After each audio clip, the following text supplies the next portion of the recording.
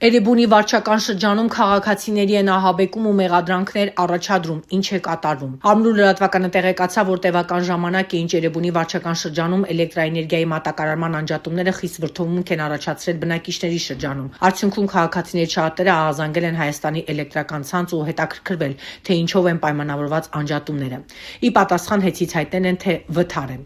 Իրավիճակը այնքան է թեժացել ու Հայաստանի էլեկտրական ցանցերի անջատումներն այնքան պարբերական են եղել, որ բնակիչները զայրացած